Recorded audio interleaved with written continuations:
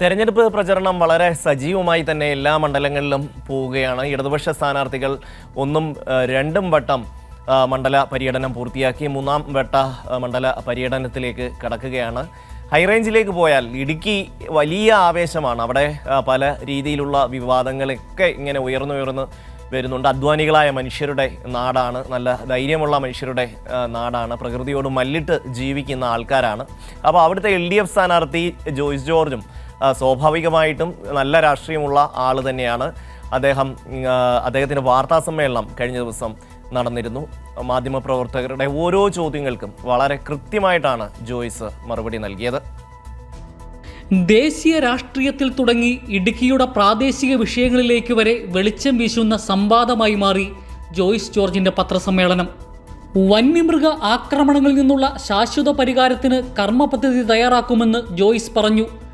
LDF സ്വതന്ത്ര സ്ഥാനാർത്ഥിയായി തുടങ്ങി ഈ തെരഞ്ഞെടുപ്പിൽ CPIM പാർട്ടി ചിഹ്നത്തിൽ മത്സരിക്കുന്നതിനെക്കുറിച്ചുള്ള ചോദ്യത്തിന് ഉത്തരം ഇങ്ങനെ: CPM എന്ന പാർട്ടിക്ക് ജോയ്സ് ജോർജ് എന്ന പാർലമെന്റ് മെമ്പറായിരുന്നയാളോടും ജോയ്സ് ജോർജ് എന്ന ex-MPയോടുമുള്ള വിശ്വാസമാണ്.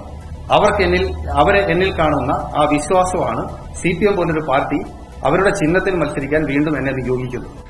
CHR വനമല്ല, റവന്യൂ ഭൂമിയാണ്. വനമാണെന്ന് നിലപാടെടുത്തിട്ടുള്ളത് UDF ആണ് എന്ന് അദ്ദേഹം വ്യക്തമാക്കി. UNDP കൊണ്ടുവന്ന വനവത്കരണ പദ്ധതിയെ അവരെ കൊണ്ടുതന്നെ തിരുത്തിച്ച് ജീവനോപാധി വികസന പദ്ധതിയാക്കി മാറ്റിക്കാൻ കഴിഞ്ഞതാണ് MP എന്ന നിലയിൽ തന്റെ പ്രധാന നേട്ടങ്ങളിൽ ഒന്നായി കരുതുന്നത് എന്ന് അദ്ദേഹം വ്യക്തമാക്കി. ആ പദ്ധതി ഒരു വനവൽക്കരണ പദ്ധതിയാക്കി കൊണ്ടുവന്ന ഒരു ഫ്രോഡ് പദ്ധതി ഉണ്ടാക്കി ജനങ്ങളുടെ മേലെ അടിച്ചേൽപ്പിക്കാൻ ശ്രമിച്ചതാണ്. അതിന് ഞാൻ ഇവിടെ കേരളത്തിലോ അല്ലെങ്കിൽ ഇവിടുത്തെ മാധ്യമങ്ങളുടെ മുമ്പിലോ ഗവൺമെന്റിന്റെ മുമ്പിലോ അല്ല തുറന്നു കാണിച്ചത്.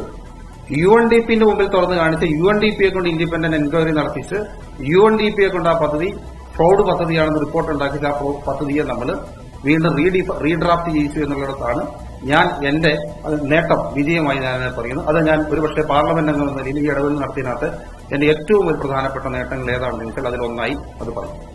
ജോയ്സ് ആണ് ഇടുക്കിയുടെ ചോയ്സ് എന്ന മാധ്യമപ്രവർത്തകരെ ബോധ്യപ്പെടുത്തിയാണ് പത്രസമ്മേളനം അവസാനിപ്പിച്ചത്. ഒരു ഇടുക്കിക്കാരനായ ഞാൻ ഇതെല്ലാം എന്റേത് കൂടിയാണ്. ഇടുക്കിയുടെ മനസ്സും ചിന്തയും ഇടുക്കിയുടെ സ്വപ്നവും പ്രതീക്ഷയും എല്ലാം എന്റേത് കൂടിയാണ്. അപ്പൊ അങ്ങനെയുള്ള എന്റേത് കൂടിയായിട്ടുള്ള ഇടുക്കി എന്ത് വിധി എഴുതും എന്ന് ചോദിച്ചാൽ അത് ഇടുക്കിക്ക് വേണ്ടിയുള്ള വിധിയെഴുത്തായിരിക്കും. ആ വിധിയെഴുത്ത് LDFന് അനുകൂലമായിരിക്കും. കൈരളി ന്യൂസ്, ഇടുക്കി.